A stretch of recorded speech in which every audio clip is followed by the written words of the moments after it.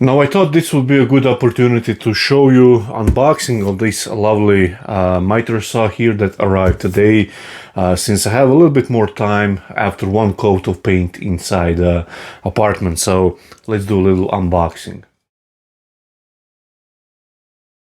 Now, just before I continue on with the video, I want to point out that I bought this saw with my own money. I don't have any connections with the Bosch, but as I've said in the trimmer unboxing or little review video, I would not say no to Bosch. I have a few of their tools now and I quite like it. And I'll show you or tell you as I'm doing the unboxing why I choose this model. We don't have too much options here in Croatia. These saws are not all that, let's say, common. Bigger 10-inch miter saws are quite expensive here, so this is slightly smaller one, but I bought it for a specific purpose, and that is on Monday I should have tiles and laminate floor arrived. Also for the laminate floor trimming that goes on top and also around the corners and such, and this is the great saw for that kind of stuff. So that's the reason why I bought it. So enough chit chat, let's open it up.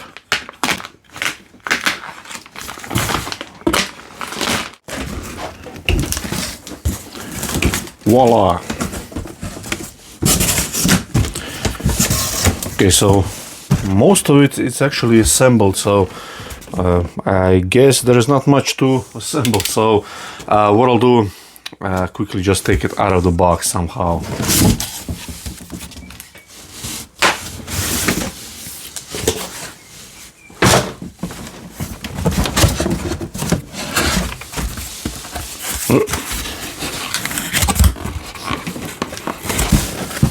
Manual and a couple of nuts and bolts. Who needs these, right?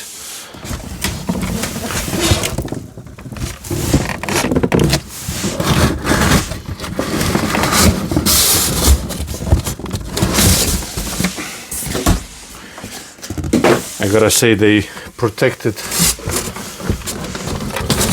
really, really well. Let's take it out now.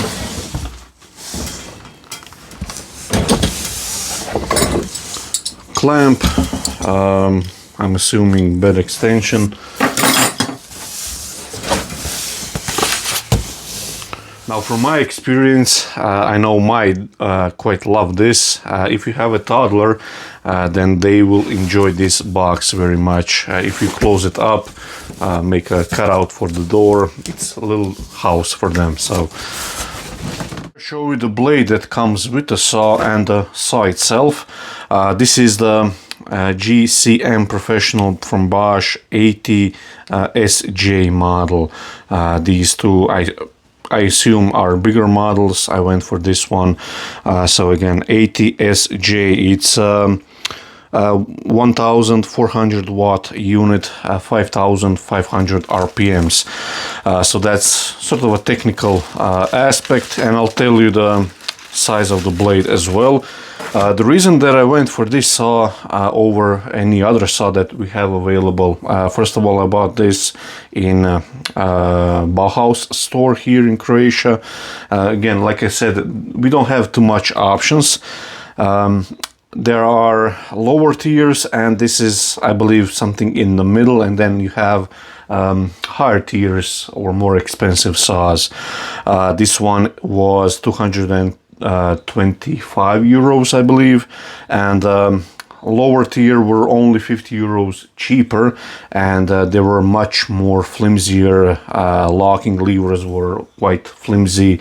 Everything was kind of loose, and I didn't like that. So and I always have a need for this kind of saw in the shop for any kind of a quick cross cut or anything like that. But again, I bought this specifically for trim to do in the renovation on the inside. Yeah, so let's see the saw blade itself.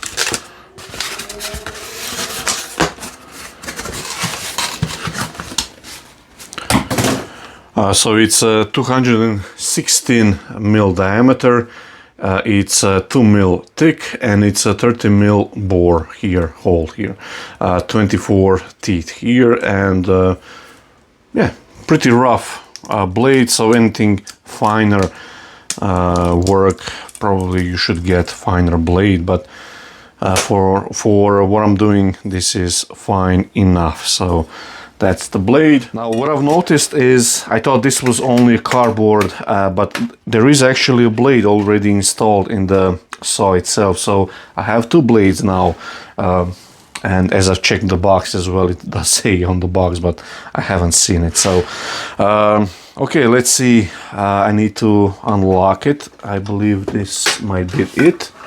Yep. So 4 screws, these are 3.5 by 30 mil long, and of course I'm using my Bosch drill. Again, I'm not sponsored, but actually I wouldn't mind having a few tools from Bosch as a sort of sponsorship. Now this is quite standard on pretty much any miter saw, so you unlock the locking pin here or knob and just use the one underneath here, and now you can adjust the angle, and again this is much more smoother and actually clicks really nicely into positive spot for, let's say, 0 or let's say 15 degrees. Really nice and solid. So just lock it and now it's ready for a cut, let's say. We also have a bevel, so you can have double bevel, although I think this is actually called maybe single bevel or something like that. So it goes to the left. You can see now it's actually not at 0, it's actually showing 2 degrees, so we'll double check that if that's on 0, and of course you can go to slightly more, I believe, than 45 degrees. So let's see if that's 0 or not. Now I believe that correct terminology for this saw is sliding compound miter saw, and I have a knob here, and if I unlock that I can slide it, and if I lock that in then just it goes down. So I'll unlock that, and actually I'm going to lock it in this position, and I'm going to swing this to 0 like so. And now let's see, I have a lever at the back, this red lever here. So if I unscrew that, okay, now it fell down to what I'm assuming is 0, but as you can see here I have a little knot here that I can adjust, and it will have always sort of a positive stop here, which is good. So for now I'm just going to go with the factory setting, so like so, and tighten it up. Now on this side I have a little red lever here, so you just push that in and rotate the blade and it will click into place. And to loosen and tighten the blade, see where the teeth comes down in that direction, so down, you would loosen the blade, and you want to tighten it up going against the teeth. Hope that makes sense. It does to me. So the blade was tightened, so just double check everything if it's nice and smooth.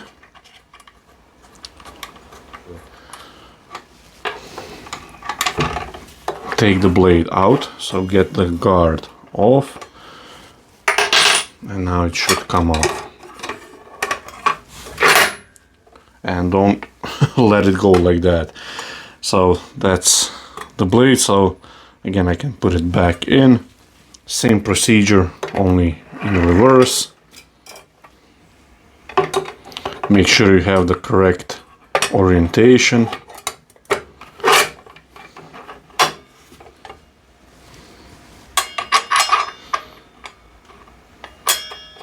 Everything clicks nicely. So now you would tighten this going against the teeth rotation.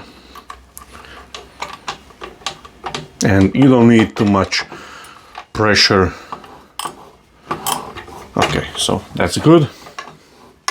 I have the saw connected to this shop vac, which is not actually that great, and I think the fitting on the shop vac itself isn't standard for this kind of a saw here, but nevertheless I just tape it, and the suction here at the source is quite good. So what I'm going to do is do a test cut to see if it's at 90 degrees and also if it's on zero bevel here, so straight from the factory. Now I have here a piece of nice pine, and first what I'm going to do is turn the saw on without the dust extractor, so you can hear it, how loud or how quiet it is.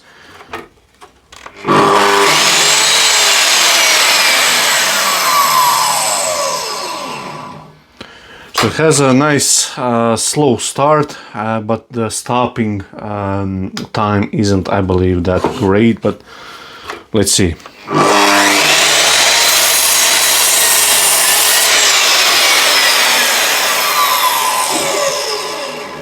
Okay, unlock the sliding feature.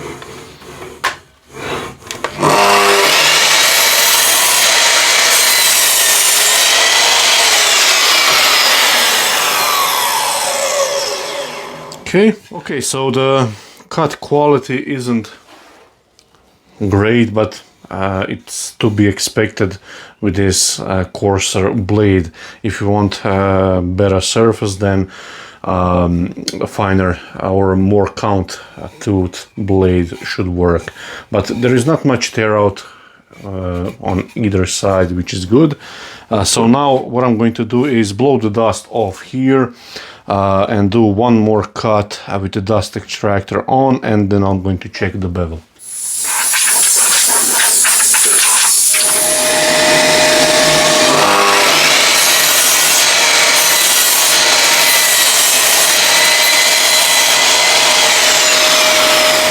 Now I have this one. This is quite old one from my late uncle, and let's see how this one performs. Okay, this one is square, so I know this is square. Actually, what I'm going to do is check this as well, just in case. Flip it over. Yeah, that's pretty good. Now this is the side that I've cut off, and this is what I had up against the fence. So let's see, straight from the factory, 0 degree. Yeah, that's, I would say, pretty darn good for what we do. So that's good. So, and also I want to check the bevel. Spot on. Perfect.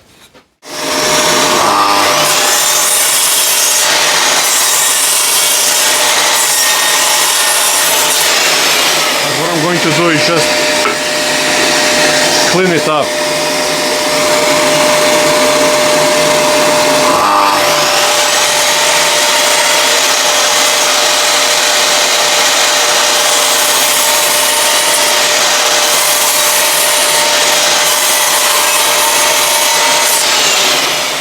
Now, the more important thing is it actually 90 degrees? So I'll just line it up. Whoops. Like so. Put a little pressure, and let's see. Well, that's square. So straight from the package, cuts 45, cuts 0, and usually I don't do bevels, but I'm assuming that all the rest of the indentation for the angle are correct, so for me that's good enough. Regarding the saw itself, I'm actually quite pleased with it. It does what I needed to do, so 45 and 90 degree cuts, which is probably the most we all use. It's quite accurate straight from the box. Now regarding the lowering the head of the saw down, I'm more accustomed, let's say, using the thumb, but I actually find this more useful, this new way. It's a little bit more ergonomic than the other way or the old ways. So that's also good. Now it would be great if I could have a dedicated miter saw station, but I don't. And I think for now it will have a dedicated place on the wall to sort of hang if I need any kind of a precision cuts or trimming or anything like that, picture frames or something in that range. I have a nice accurate saw, so I'm quite pleased with that. Only downside that I can think of this kind of sliding miter saws is that it occupies more space behind the saw itself because of those bars that run in behind. Festool sort that out, and bigger brother of this saw from Bosch that has articulated arm works in much more confined space, but again, for my needs this will be more than enough. So now let's actually see if I forgot to turn. Okay, so this is piece of view, 1 inch skew. Bring the speed up, 2050 RPM. I'll just drop the tool rest slightly down.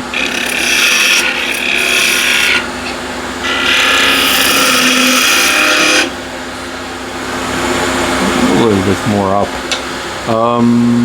Maybe a quick spin top. This is waste.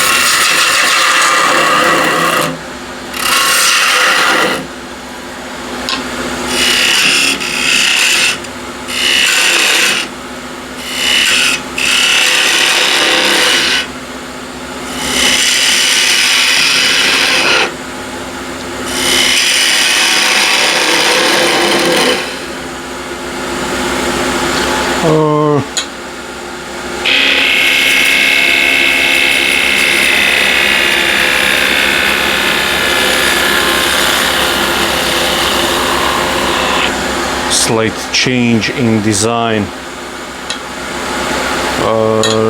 Let's see.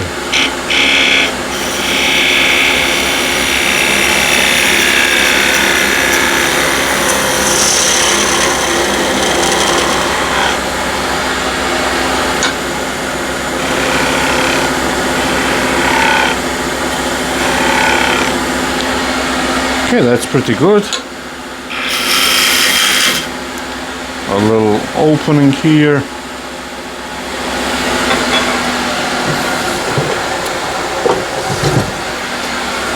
Spindle gouge.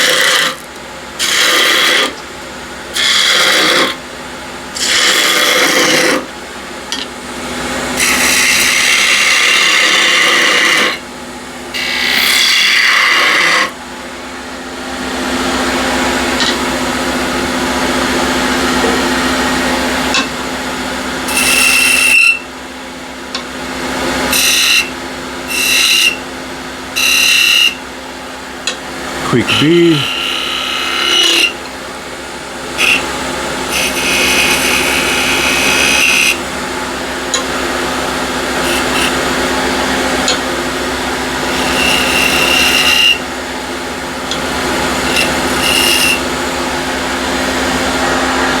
Okay, I'm okay with that.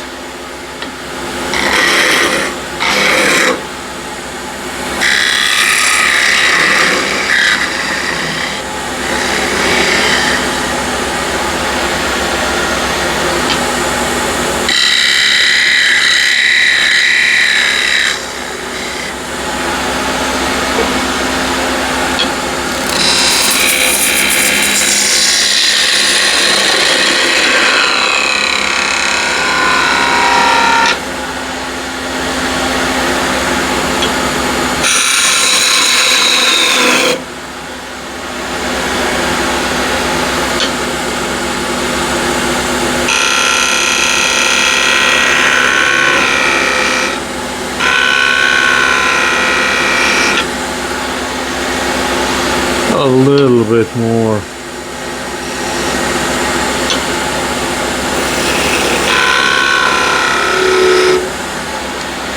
Okay. Just thinking what I want to do.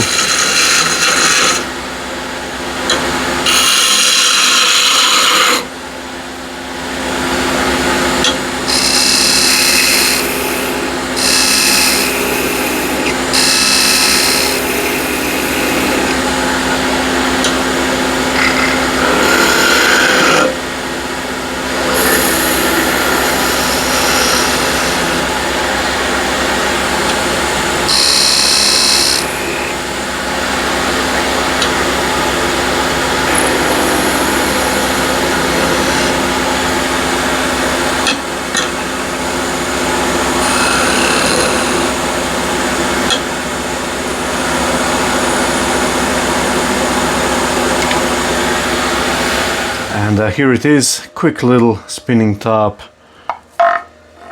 I'm not actually that good at spinning them actually, but they do the job.